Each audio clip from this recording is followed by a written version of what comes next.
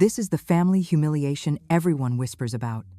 At my son's wedding, his new bride proudly introduced me to her rich parents. Everyone laughed until her father froze mid-smile, staring straight at me like he'd seen a ghost. "Aren't you the secret multimillionaire who bought my company?" he said. "I'm glad you're here. If you're watching this video on Stories of Mom Donna, hit that like button, subscribe, and let me know in the comments where you're hearing my story of revenge. I want to see how far it travels. My name's Emily Turner, though most folks just call me Emily. For the past 15 years, I've mastered the art of being quietly invisible, which turned out to be the perfect training for what was about to unfold. My son Dylan had been dating Jessica for 8 months, and I'd only met her twice before today. Both times, she'd asked blunt questions about my modest way of living and whether I'd need financial help as I got older. The wedding itself was stunning, I'll give her that. The Reynolds estate sprawled across 50 acres of Virginia's rolling hills, complete with a private chapel big enough for 300 guests and gardens that looked like something out of a luxury magazine. Jessica glided down the aisle in a gown that probably cost more than most people make in a year, and Dylan looked happier than I'd seen him since his father died. I picked my outfit with care, a simple navy dress from a nice department store and my grandmother's pearl necklace. Nothing loud, nothing flashy. I learned long ago that the secret to privacy is blending in perfectly. I looked every bit the part of a widow living modestly on an engineer's pension and her late husband's insurance. The ceremony was beautiful, but I couldn't help noticing how Jessica's mother, Paula, sized me up like I was furniture that didn't match the decor. The real shift happened at the reception.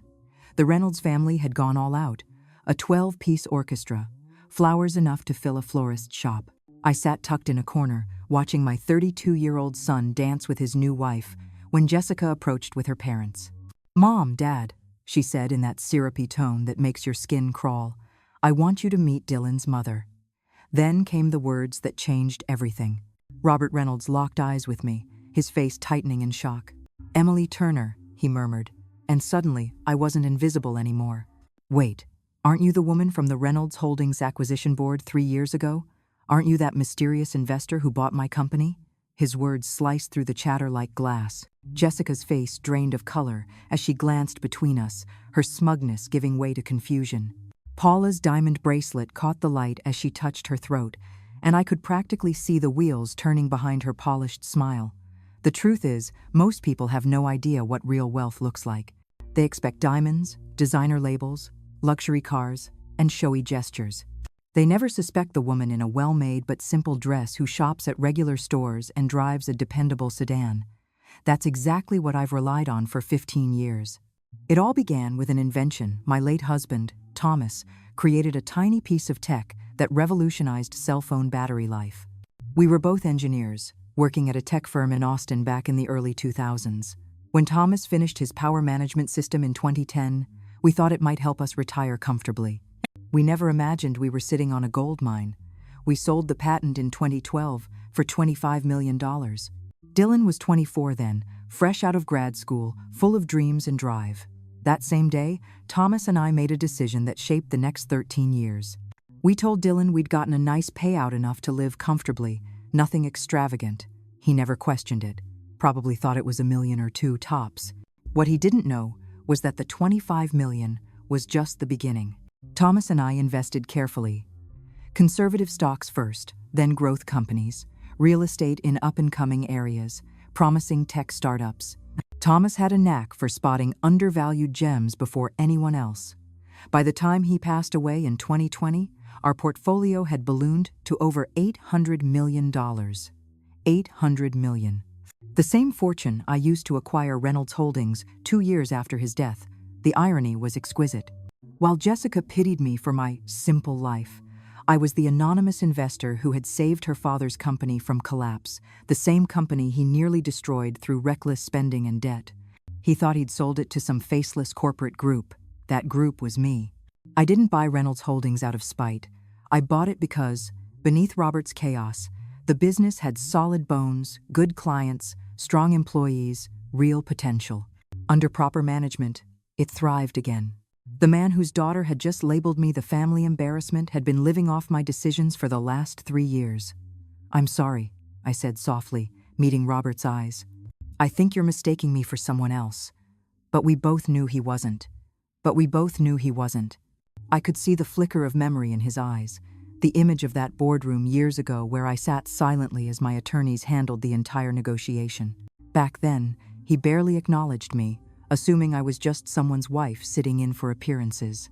Now, as Jessica watched us with growing unease, I realized the privacy I'd guarded for so long was on the verge of collapse. The next morning, I sat in my cozy apartment, sipping coffee from my favorite mug, while Dylan paced the living room like a restless animal. He had called at 7 a.m., demanding answers I wasn't ready to give. I hadn't slept a minute, replaying Robert Reynolds' shocked expression when he recognized me and the fear I saw flash across Jessica's face. "Mom, you have to help me understand what happened last night," Dylan said, raking his hands through his hair in frustration. "Robert Reynolds pulled me aside after you left. He asked some really specific questions about Dad's patents and your investments. I had quietly slipped away from the reception after Robert's outburst, pretending I was tired, but the truth was I needed time to think. 15 years of carefully built privacy had crumbled in one night, and I had no idea how to manage the fallout. Dylan was not like his father. Thomas had been calm and analytical, while Dylan was emotional and straightforward. "What kind of questions?" I asked, though I already knew. He wanted details about Dad's tech patents, about whether you were involved in any big deals, and about our family's real financial situation. Dylan stopped pacing, fixing me with those serious brown eyes he'd inherited from Thomas. "Mom, he seemed to think you're some kind of major investor. It was weird." My coffee suddenly tasted bitter. This was the conversation I'd been dreading and expecting all at once. Dylan had built his career as a senior marketing manager through his own skill and discipline. He'd earned his success, bought his house with years of savings, and lived modestly because he believed those were the values Thomas and I had taught him. How could I tell him that while he worked 60-hour weeks for a promotion, I could have bought his entire company without noticing the expense? That while he saved for his first down payment, I was managing a portfolio worth more than a small nation? "Dylan, sit down," I said quietly. "We need to talk." Before I could continue, my phone buzzed. A text from Jessica. "Emily, I think we should have lunch today. There are some things Dylan and I want to discuss with you." I showed the message to Dylan, watching confusion turn into concern. "What do you think she wants?" he asked. I already knew. Jessica Reynolds wasn't the type to let things go, especially when money was involved. She had probably spent the night interrogating her father and now wanted answers straight from me. The only question was, how much had Robert actually figured out during that brief meeting 3 years ago? "I think," I said slowly, "your wife might be a lot sharper than we've given her credit for." Just then Dylan's phone lit up. Jessica's name appeared on the screen. He answered, and her voice came through, sweet but forced. "Dylan, honey, I was hoping we could all have lunch today. There are some family matters I'd love to discuss with your mom now that we're officially family." When he hung up, he looked at me the same way he did as a teenager whenever he thought I was hiding something. "Mom, is there something you need to tell me about our finances?" Outside the window, I watched people heading to work, briefcases in hand, faces full of ordinary worries about meetings and deadlines. I envied that simplicity. "Everything," I finally said. "I need to tell you everything." Jessica had arrived at the restaurant 45 minutes early. When Dylan and I walked in, she was already seated in the corner at the best table in the house. She had picked the priciest spot in the city, of course, with a perfect view. Her blonde hair was flawless, and she wore a designer suit I'd just seen in a fashion magazine. "Emily, Dylan, thank you so much for coming," she said, standing to hug us. Her smile sparkled, but her sharp green eyes flicked over my simple black dress and understated jewelry, assessing everything. I ordered a bottle of nice wine to celebrate us being a family. It was a Bordeaux that easily cost close to $1,000. Clearly, Jessica was setting the tone. "That's lovely, dear," I said as I took my seat, "though perhaps a bit much for a casual family lunch, don't you think?" "Oh, I don't think there's anything casual about our family anymore," she replied smoothly, her smile never wavering. "Last night, I had a long chat with Daddy about his business experiences. He told me some fascinating stories about corporate acquisitions and anonymous investors." Dylan glanced between us, sensing a tension he didn't yet understand. "Jessica, what does that have to do with this lunch?" She ignored him completely, keeping her eyes on me. You know, Emily, I studied business at Wharton. I've always loved corporate finance, especially complex investment structures and shell companies. Dad mentioned that when they sold Reynolds Holdings, the buyer was surprisingly discreet. I took a slow sip of wine and waited, letting her play her hand. The funny thing about discreet investors, she continued, leaning in with a conspiratorial tone, is that they usually have very good reasons for staying private. Usually, it's tied to fortunes they prefer to keep away from public attention. That sounds reasonable, I said calmly. Jessica's eyes glimmered as she smiled. Dad said the woman at that acquisition meeting was quiet, elegant, and let her lawyers do all the talking. But he said she carried herself like someone accustomed to making serious decisions. Dylan was staring at me now, realization beginning to dawn in his eyes. "Mom," he started, but before I could respond, Jessica pulled out her phone and showed us a photo. It was a news article from 3 years earlier about the purchase of Reynolds Holdings, with a small picture from the signing ceremony. There, half hidden among the lawyers and executives, was a woman in a navy blue dress, her face barely visible. "The image quality isn't great," Jessica said casually. "But the woman's posture, her height, even the way she's holding her purse, it's incredibly similar to you, Emily." The silence stretched as Dylan studied the picture, recognition slowly settling in. I had to give Jessica credit for her research, but I could feel the walls of privacy I had spent years constructing start to crumble. "What a strange coincidence," I finally said. "Right," Jessica replied, her smile sharpening. "Of course, coincidences happen all the time. Like my family's financial troubles starting right when someone paid almost $700 million for my dad's company. Or that mysterious investor disappearing right after the acquisition, almost like she preferred to stay hidden." Dylan set his wineglass down, his hand trembling. "Mom, tell me you're not who she thinks you are." I looked at my son, the man I'd raised to value honesty and integrity above everything, and I knew 15 years of good intentions were catching up with me. "Dylan, there are things about your father's patents and our investments that I never told you." Jessica's expression was pure triumph, her smile tight and satisfied. But as I watched her bask in what she thought was her victory, I wondered if she had any idea what she'd just started. 3 days later, I sat in my financial advisor's downtown office, watching James Sullivan review the documents I had asked for. The lunch with Dylan and Jessica had ended with my son storming out, furious after I confirmed his worst fears, and with Jessica making thinly veiled comments about family financial planning. Now, I needed to know exactly what I was dealing with. "Emily, I have to say, this is an unusual request," James said, adjusting his glasses as he scrolled through the Reynolds family's financial records. "What's with the sudden interest in your daughter-in-law's family background?" I had called him the morning after that disastrous lunch and asked for a complete analysis of the Reynolds finances. What I was finding out was more tangled than I expected. I hadn't realized that when I bought Reynolds Holdings, I had effectively purchased my future daughter-in-law's inheritance. James raised an eyebrow. "Your daughter-in-law, the one who just married Dylan?" When I nodded, he let out a low whistle. "That's complicated. Tell me something I don't know." He opened several files on his computer. "All right, here's the rundown." In 2021, Reynolds Holdings was drowning in expansion debt from loans they'd taken in 2019. Robert Reynolds had overextended himself buying smaller competitors, and when the market tightened, he couldn't keep up with payments. I remembered that deal vividly. It had been one of my smartest acquisitions, a solid company bought at a bargain during a temporary downturn. "What was the family's expectation back then?" I asked. "According to these records," James said, "Jessica Reynolds was groomed to take over. She worked summers there during college, earned her MBA in family business, and told everyone she'd inherit the company. The pieces were starting to fall into place in the worst possible way, so when I bought the company and installed new management," I said slowly, "I cut off her career path."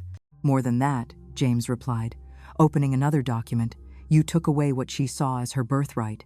He leaned closer to his screen. "This is where it gets interesting. I've been tracking some discreet inquiries into your investment activity. Someone's been asking about shell company structures and hidden investors." My stomach tightened. "What kind of inquiries?"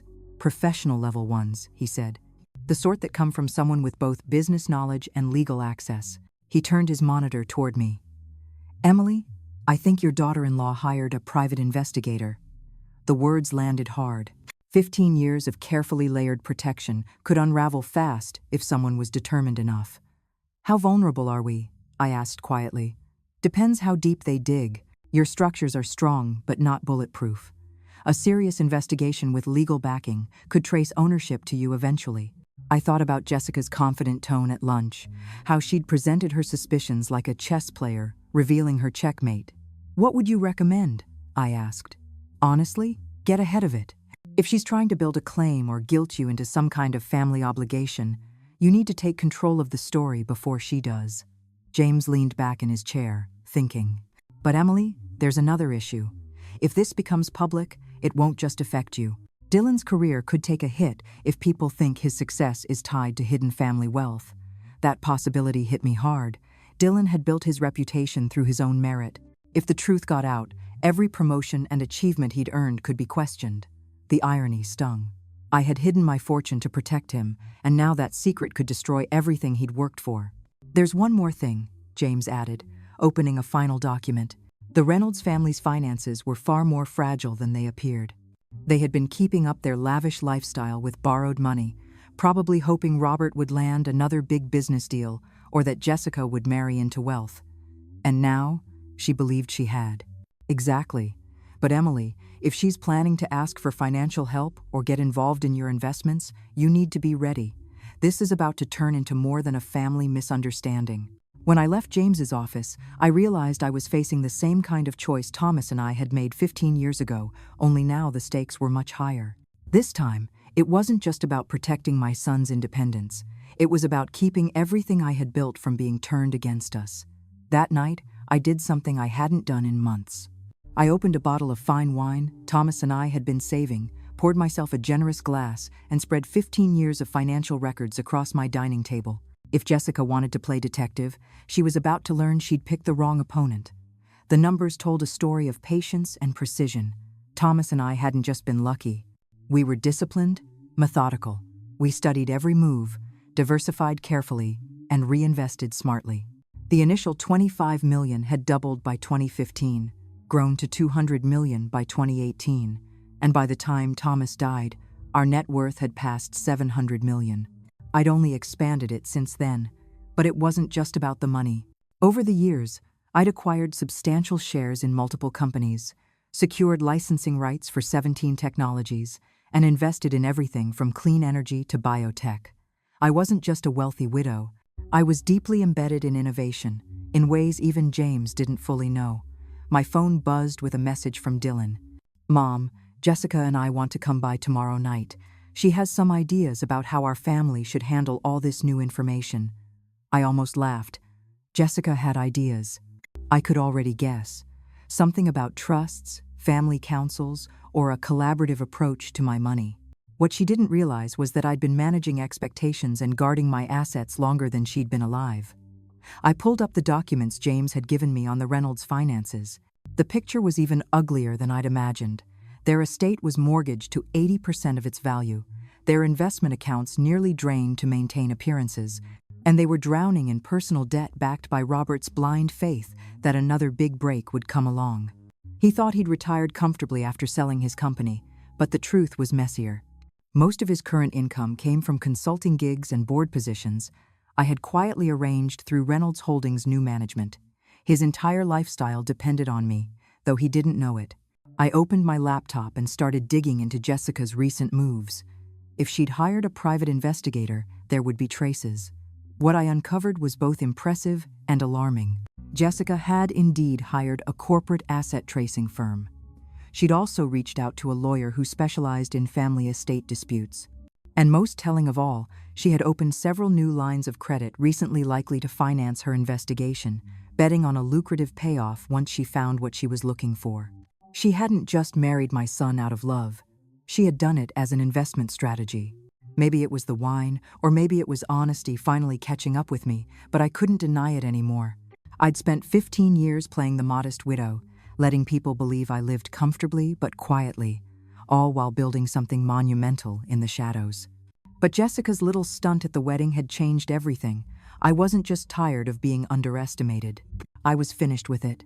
Tomorrow, when Dylan and his wife came over to discuss her so-called ideas about our family financial future, I would show them exactly who they were dealing with.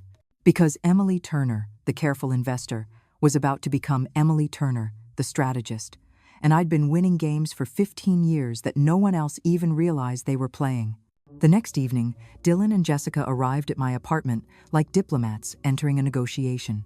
I'd prepared a simple spread of cheese and fruit and opened a modest bottle of wine, nothing that would hint at my real wealth. "Mom, thanks for meeting with us," Dylan began, his tone cautious. "I know things have been a little tense." Jessica was dressed in a tailored business suit, her Wharton training evident in both the folder she carried and the confident way she sat in my armchair. "Emily, I want to start by saying that everything we're discussing tonight is for the good of the family. We're all on the same team here." I almost smiled. "Of course, dear. What did you want to talk about?" She opened the folder, revealing several neatly organized documents. "Well, I've been thinking about our conversation at lunch, and I think we might have gotten off on the wrong foot. I'd like to suggest a more collaborative approach to managing the family's finances." "Collaborative how?" I asked. "Jessica has some ideas about how to structure things so everyone benefits," Dylan added, clearly uncomfortable. "The thing is," Jessica continued smoothly, "family wealth works best when it's managed strategically across generations. Dylan and I were talking about creating a structure that protects your privacy, but also brings more transparency to our financial planning." There it was. I took a slow sip of wine and waited. We were thinking about setting up a family foundation, something that would let us make charitable contributions, gain tax advantages, and coordinate our investments. She slid a stack of papers across the table. "I've already had some initial discussions with a lawyer who specializes in family wealth management." The nerve of her stunned me. She learns I have money and immediately starts mapping out how to access it, complete with legal consultations and a formal proposal. "That sounds very thorough," I said evenly. "The foundation would be managed by a board of family trustees," she continued, warming to her pitch. "You, Dylan, and any future children. It would give all of us a voice in major financial decisions." Dylan glanced at the documents, clearly overwhelmed. "Jessica, maybe we should take a step back." "Actually, Dylan," I said calmly, "I think your wife has put a lot of thought into this. Tell me, Jessica, what were you thinking for the initial funding?" Her eyes sparkled. "Well, I thought we could start with something meaningful, maybe around $50 million. Enough to establish credibility in the philanthropic world. 50 million from the same woman who called me the family embarrassment less than a week ago. And this board structure you mentioned," I said lightly, "how would the votes work?" "Equal representation makes the most sense," she replied confidently. 3 trustees, 3 votes, very democratic." I set my glass down and met her gaze. "Jessica, can I ask you something honestly?" "Of course. Do you love my son?" The question caught her completely off guard. She blinked, glanced at Dylan, then back at me. "What kind of question is that?" "A simple one," I said. "Do you love Dylan for who he is, or for what you think being married to him gives you?" The air in the room thickened. Dylan looked back and forth between us, tension written all over his face, while Jessica's polished composure began to crack. "I think it's unfair how you're framing our relationship." "Is it?" I stood, walked to the bookshelf, and retrieved a folder I'd prepared in advance. "Because I have something that might clear things up." I sat back down, opened the folder, and placed several pages in front of her. Her face drained of color as she recognized what she was seeing. "This is a record of your communications with Aguilar Private Investigations over the past 2 weeks," I said evenly. "It looks like you hired them to research corporate ownership structures and trace anonymous investors. Not cheap, either." Dylan stared at her, stunned. "Jessica, you hired private investigators?" "It's not what it looks like," she said quickly. "I just wanted to better understand the family's financial situation." "You were building a case," I corrected. "These documents also show you consulted with Vance Peters and Associates, a law firm that specializes in family estate disputes and trust litigation." I pulled another sheet from the folder. "And this part is interesting. You opened 3 new lines of credit last month, borrowing against a supposed future improvement in your financial position. That's a bold move." Jessica was unraveling fast, her calm gone. "Emily, you have to understand, I was just trying to protect our family's interests." "Whose interests exactly?" I asked. Because according to the financial analysis James prepared, your family's situation is far shakier than you've admitted. I placed more papers on the coffee table. Your parents' estate is mortgaged for nearly 80% of its value. Their investment accounts have been drained to sustain their lifestyle ever since your father lost Reynolds Holdings. Most of their current income comes from consulting contracts I arranged through the company's new management. Dylan looked through the documents, his expression shifting from confusion to shock, then to deep disappointment. Mom, how do you even know all this? Because Dylan, when someone starts investigating me, I investigate them back. And what I found is that your wife's family has been living on borrowed time and borrowed money for the past 3 years. Jessica's voice trembled as she tried to respond. That doesn't change the fact that we're a family now. We should be working together, not against each other. You're absolutely right, I said, standing and walking toward the window. We should be working together. I turned to face them both. The question is, what kind of work did you have in mind? Because from where I'm sitting, it looks like you found out I have money and immediately started planning how to get access to it, not to contribute, not to manage it responsibly, but to control it. That's not fair, Jessica protested. Isn't it? I pulled one last document from my folder. This is a transcript of a phone call you had with your college roommate 3 weeks before you met Dylan. In it, you said you were tired of dating men who couldn't offer you financial security and that you were looking for someone from a stable family with good long-term prospects. The silence that followed was heavy. Dylan stared at his wife like he was seeing her for the first time, and Jessica looked like she was calculating how fast she could get out of the room.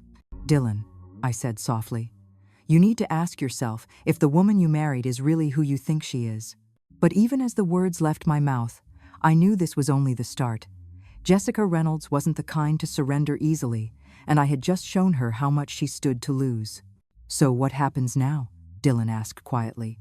I looked at my son, the man I had raised to believe in integrity and hard work, and made a choice that would change everything. Now, I said, we find out what everyone's really made of. The next 2 weeks were wrapped in tense silence. Dylan moved back into his own apartment, saying he needed time to think. Jessica had stormed out that night, but not before making it clear she saw our confrontation as an act of war, and she turned out to be more dangerous than I had imagined. The first sign came when James Sullivan called early one Friday. His tone was tight. Emily, we've got a problem. Someone's been contacting the SEC about your investment structures. Serious questions like they're trying to build a case for some kind of violation. My stomach dropped. What kind of violation? Possible failure to declare beneficial ownership in public companies. Maybe insider trading. And questions about whether your shell companies filed all required disclosures. He paused. Emily, this isn't idle curiosity anymore. Someone's trying to start a legal case against you. I didn't need to ask who. How bad could this get? Depends what they uncover. Everything you've done is technically legal. But to regulators, complex structures look suspicious. If they open an investigation, you could be tangled in it for months, maybe years, even if you're cleared. The thought hit hard. Not just the cost, but the exposure. 15 years of carefully guarded privacy could vanish overnight. What do you suggest? Honestly, end this before it grows. Whatever's fueling this family feud needs to stop now. Once regulators dig in, they don't stop. I hung up, my thoughts spinning. Jessica had escalated from private snooping to full-blown legal warfare, trying to pressure me into a settlement. A ruthless, calculated move. My phone buzzed again. Dylan, Mom, we need to talk. Something happened. He showed up an hour later, looking drained and older. Jessica filed for legal separation, he said flatly. Her lawyer claims she's worried about financial liabilities tied to undisclosed family assets.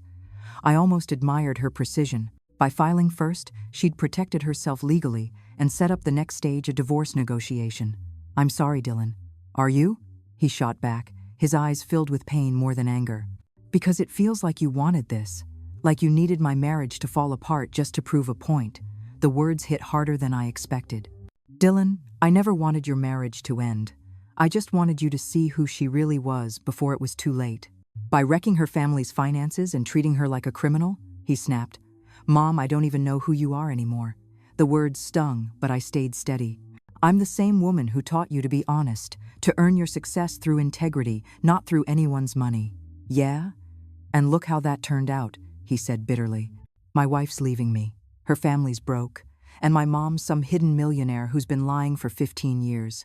I wanted to comfort him like when he was a boy, but the distance between us felt impossible. Dylan, there's something else.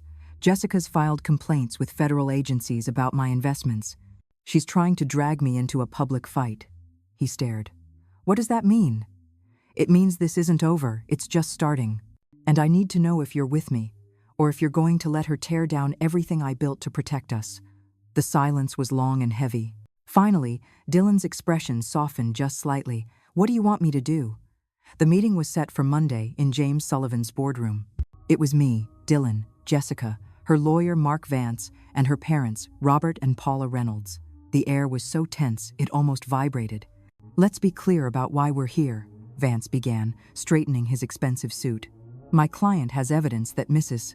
Turner concealed substantial assets while allowing her son's in-laws to experience severe financial hardship. This appears to be a calculated pattern of deception that demands investigation. James, sitting beside me, spoke evenly. Mr. Vance, Mrs. Turner's financial conduct is entirely legal. Your client's complaints to the authorities seem driven more by personal resentment than by genuine concern. Jessica leaned forward. This isn't about resentment. It's about family responsibility and transparency. Emily has been manipulating people's lives while pretending to be someone she's not. Jessica, I have never manipulated anyone, I said firmly. I invested in struggling companies and made them successful. I kept my personal life private because I value discretion. None of that is illegal or immoral. You bought my father's company and let him believe he failed as a businessman, she snapped. Your father did fail as a businessman, I replied evenly. I rescued his company and saved his employees' jobs. Under his leadership, Reynolds Holdings would have gone bankrupt within months. Robert Reynolds, who had been quiet until then, cleared his throat. Mrs. Turner, I respect what you did for the company, but you can't deny you were calculated in keeping your involvement secret from our family. Calculated, yes. Deceptive, no, I answered. You never asked about my investments, and I had no obligation to volunteer that information. Mark Vance opened a thick folder. Mrs. Turner, we have evidence you used your financial influence to interfere with matters concerning my client's family, the consulting payments to Mr. Reynolds, the timing of certain business decisions, even the inquiry into my client's private life. Evidence of what exactly? James asked. A pattern of manipulation and control intended to preserve power over this family's finances, Vance said smoothly. I looked around the table at people who thought they understood the game they were playing. Mr. Vance, let me make this clear. I do not control your client's family. I don't owe them money, I don't owe them explanations, and I certainly don't owe them access to my assets. But you do owe your son honesty, Jessica interjected, and basic respect for your daughter-in-law. Respect? I repeated, my voice cool and steady. You introduced me as a family embarrassment at your wedding. You hired investigators to dig through my private life. You filed regulatory complaints to corner me into a financial settlement. And now you want to talk to me about respect? The silence that followed was suffocating. Dylan, who had been quiet until now, finally spoke. What do you want, Jessica? What will it take to end this? She exchanged a glance with her lawyer before turning back to me. I want a formal family financial agreement, something that defines expectations and responsibilities for everyone. What kind of responsibilities? James asked. Mark Vance laid another document on the table.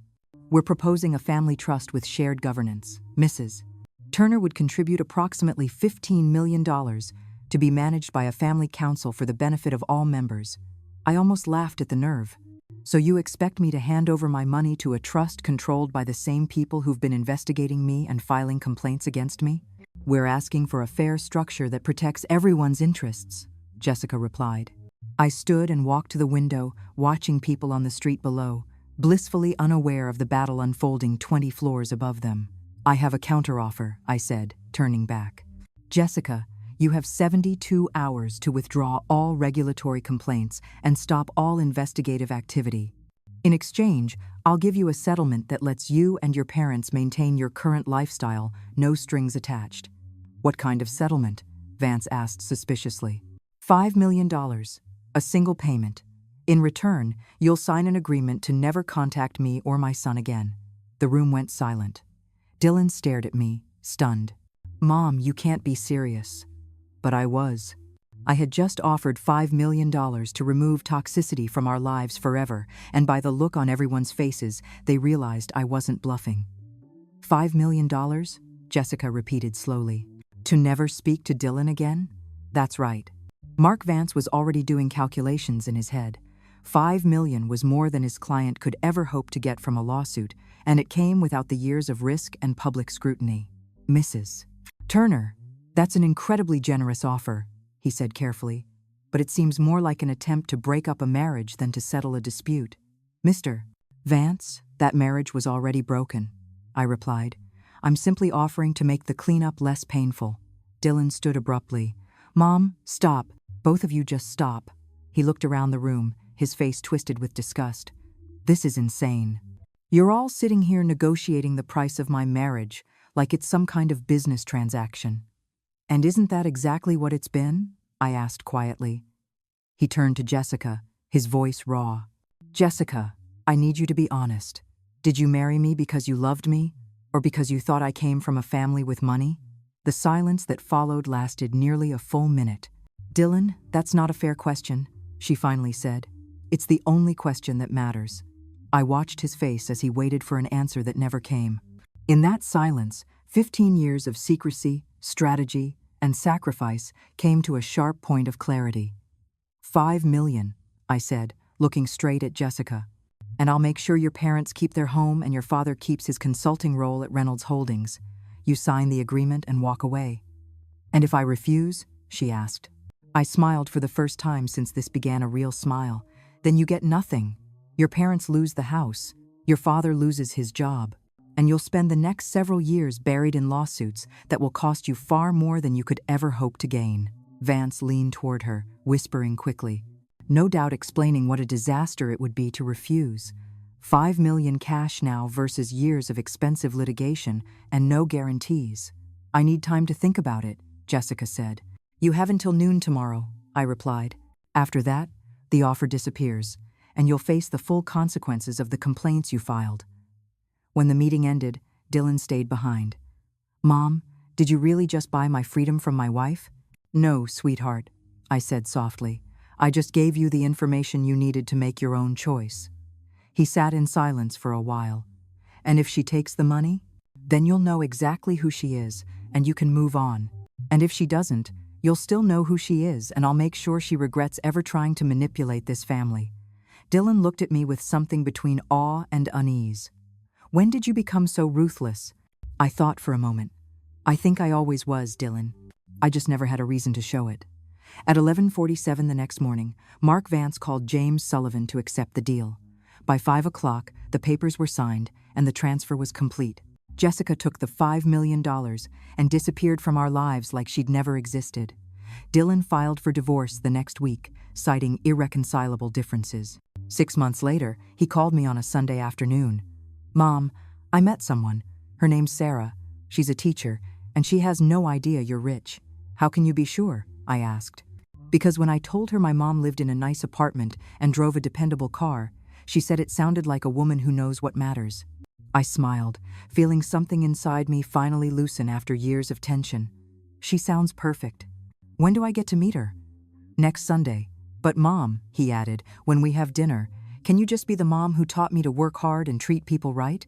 Leave the business mogul at home? I laughed, realizing that after 15 years of hiding who I was, I finally understood the difference between being invisible and being private. Of course, sweetheart, but if she's secretly investigating our finances, the deal's off.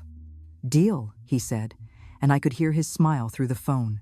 For the first time in months, the future looked exactly as bright as I'd hoped it would.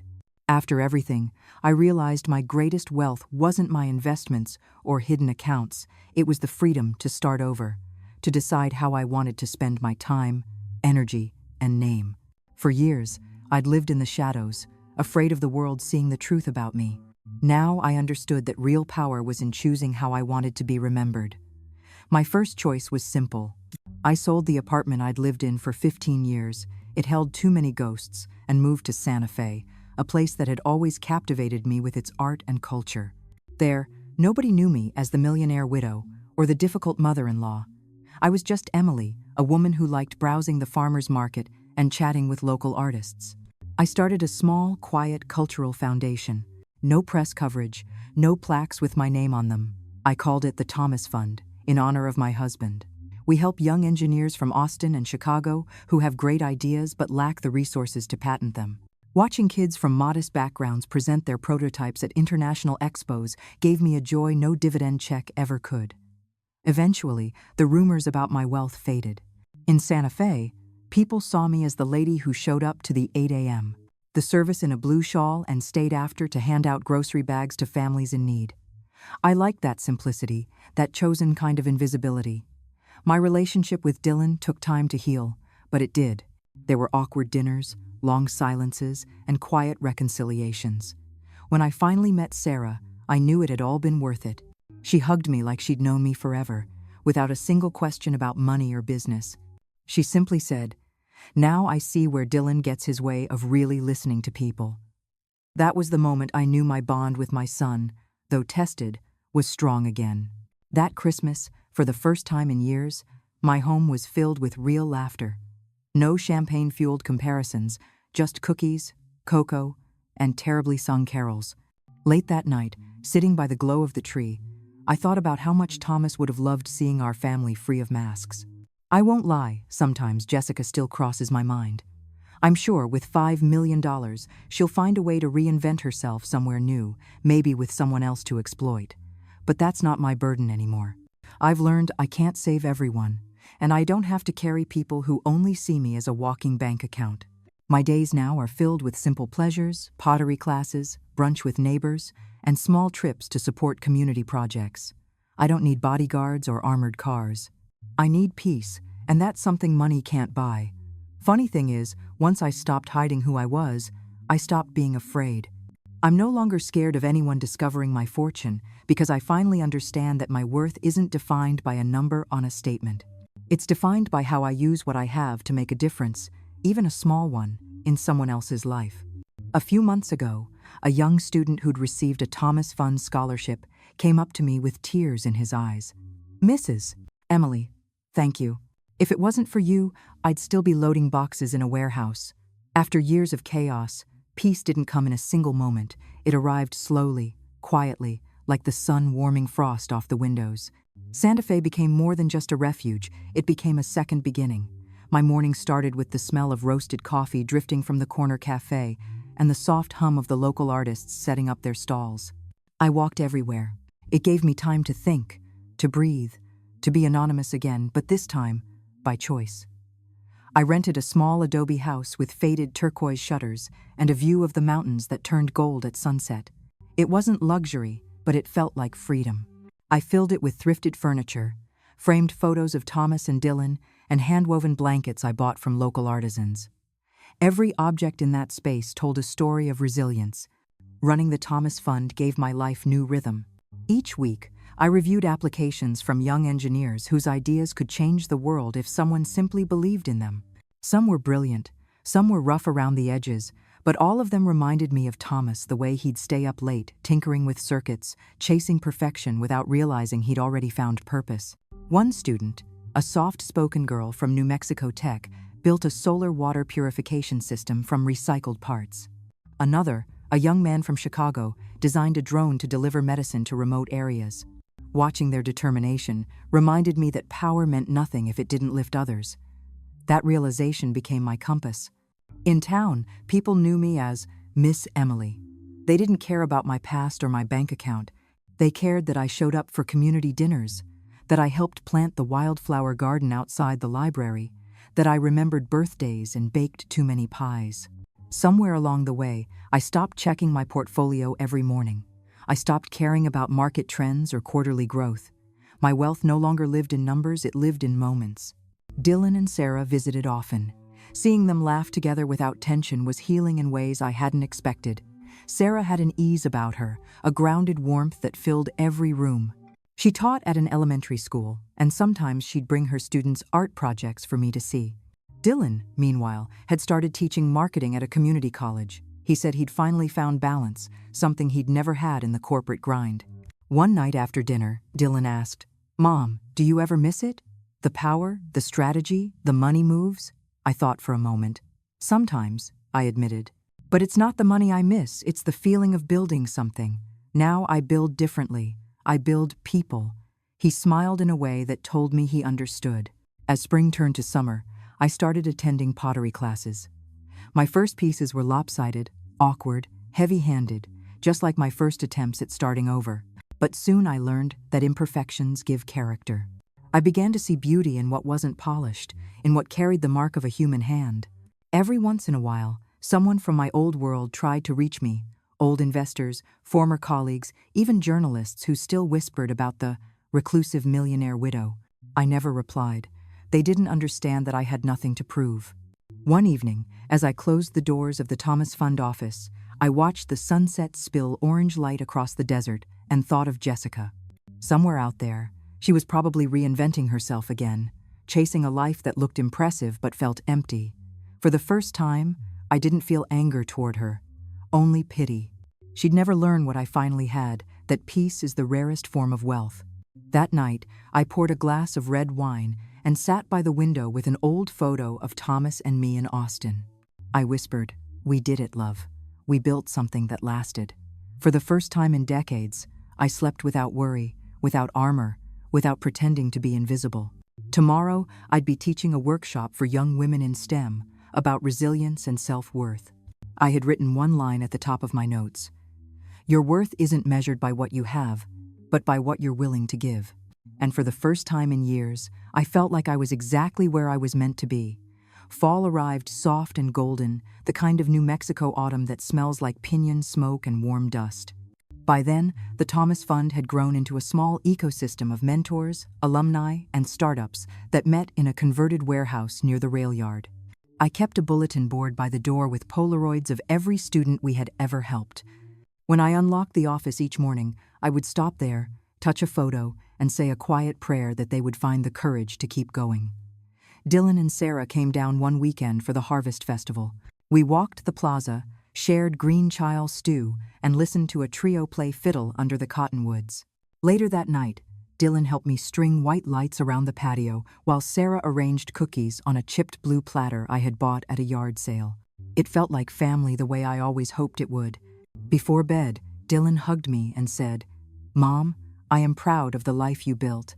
I told him the truth. I am proud of the one you chose. A week later, the past knocked anyway. I was leaving the farmer's market when I saw Paula Reynolds sitting on a bench near the fountain, a silk scarf looped just so, but a tiredness in her eyes that no jewelry could hide. For a second I considered walking by, but she looked up and said my name like a truce. We sat with our hands folded, two women who had survived different storms. Paula spoke first. "Emily, I owe you an apology. I let pride steer the wheel, and then I locked myself in the car. I waited," she continued. "We lost the estate. It turns out that status is expensive when you are renting it by the month." She gave a small laugh that hurt at the edges.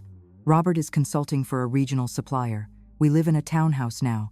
I volunteer at the hospital gift shop. I thought you should know that we are fine. Smaller, but fine." I said I was glad, and I meant it. Then she surprised me. "You were right about Jessica," she said. "She called me from Phoenix asking for introductions." I told her I was fresh out. She stood, straightened her scarf, and put a hand to my shoulder. "Whatever else we were mothers. For what it is worth, I hope your son knows what he has." I watched her cross the plaza and disappear into the crowd. I did not feel triumphant. I felt human. That night I wrote a letter to myself and sealed it in an envelope labeled "Open when you forget." Inside I wrote 3 lines: "Choose peace first. Tell the truth once. Let people keep their lessons." Holidays came quick. For Christmas, Dylan and Sarah brought a little fir tree that made the living room smell like the mountains after rain. We baked pies and burned one. We went to the candlelight service where I sang 3 notes too high and laughed under my breath. After dinner, Dylan handed me a small box. Inside was a clay charm Sarah had made in her classroom that read "Maker of Makers." I wore it the next day on a thin gold chain and felt more seen than any diamond had ever made me feel. January brought a new cohort at the fund. One afternoon, a young woman named Maya presented a prototype for a low-cost sensor that detects heat loss in old houses. She was bright and direct and just stubborn enough to make me grin. After her pitch, I asked what problem she wanted to solve in 5 years. She said, "I want grandmothers on fixed incomes to stay warm without choosing between medicine and heat." I told her she had my vote before the committee even met. Later that month, a reporter emailed to say he was writing a profile on quiet philanthropists in the Southwest. He had a researcher's patience and a friendly tone, but I felt the trap of attention tug at my sleeve. I met him at a coffee shop anyway, because I had learned that running from a story only makes it louder. I set ground rules. No photos of my home. No discussion of past acquisitions. The article would be about the students and the work. He agreed. When the piece came out, I read it once and put it in a drawer. The headline said, "More seeds than spotlight." That felt right. Spring turned me back into a beginner. I signed up to teach a Saturday workshop for girls in STEM at the community center. We built tiny bridges from popsicle sticks, then tested them with bags of sugar. Every failure got a cheer. Every success earned a dance. At the end, a girl with paint on her elbows asked if being brave meant never being scared. I told her that bravery is choosing the door even when you hear the wind. In April, Sarah called with a tremor of joy in her voice. "We have news." When they arrived that evening, Dylan grinned so hard he looked like a kid again. Sarah took my hand and said, "We are expecting." All the rooms inside me lit up at once. I thought of lullabies and library cards and Saturday mornings with pancakes and flour on tiny cheeks.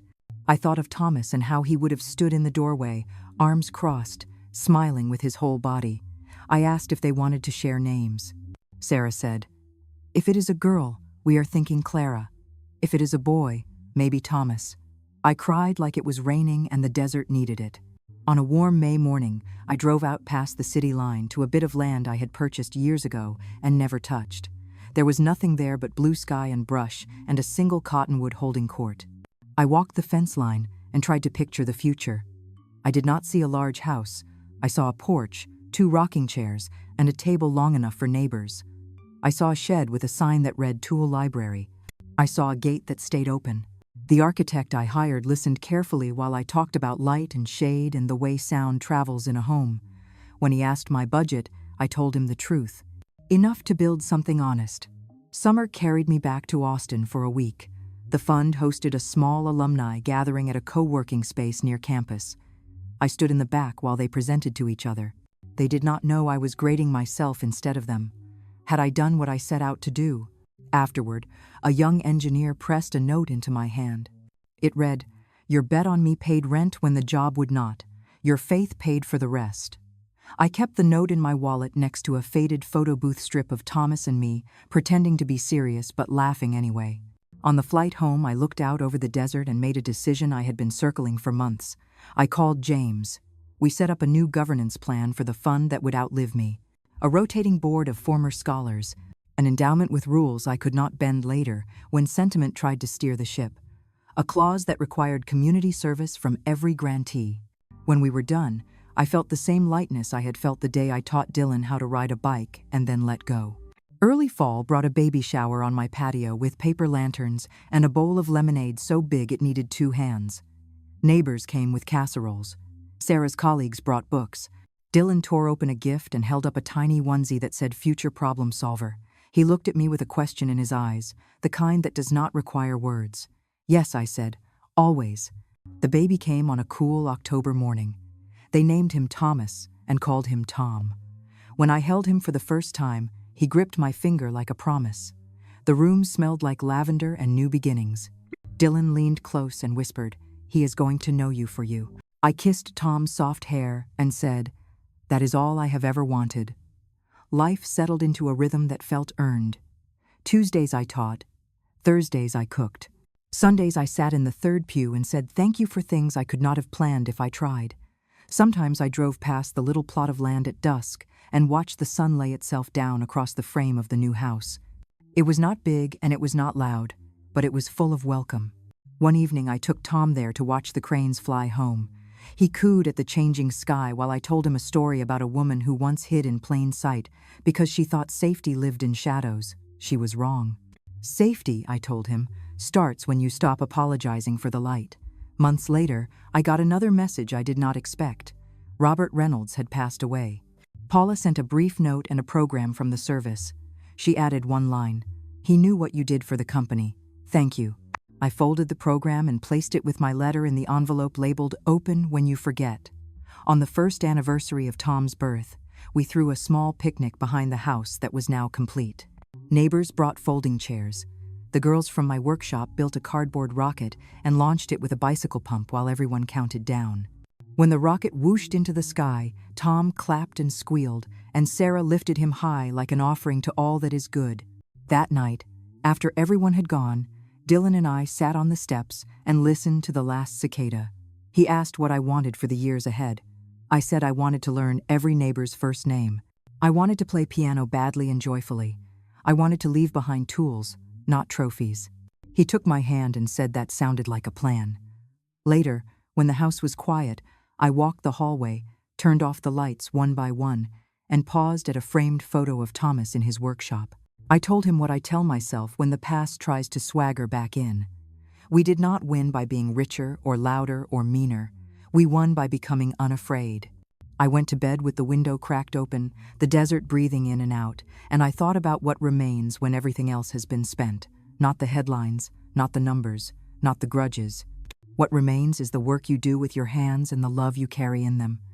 In the dark, I felt a small weight settle on my chest. Tom had fallen asleep there earlier, warm and heavy with trust. I realized that was my legacy, simple and complete. In the morning, I would make pancakes. I would unlock the office and straighten the Polaroids. I would choose peace first, tell the truth once, and let people keep their lessons. And if someone ever tries to introduce me again as the family embarrassment, I already know my line. The only shame is wasting a life trying to look important when you could spend it making something that lasts. If there's one thing I've learned from everything that happened, it's that peace is the greatest kind of wealth, and truth is the only investment that never loses value. You can rebuild fortunes, but you can't buy integrity or the freedom that comes from forgiveness. I discovered that power isn't about control, it's about choosing kindness when revenge would be easier, and standing tall when others try to define your worth. Life will test you, sometimes through betrayal, sometimes through loss, but those moments reveal who you are beneath the noise. If you were in my place, what would you have done? Would you fight to reclaim your dignity, even if it meant standing alone, or would you stay silent to keep the illusion of peace? I truly want to know. Leave your thoughts in the comments on Stories of Mom Donna, and tell me where you found this story. Every story we share lights the path for someone still walking through their own darkness. May God bless you, and may courage always lead you toward better days.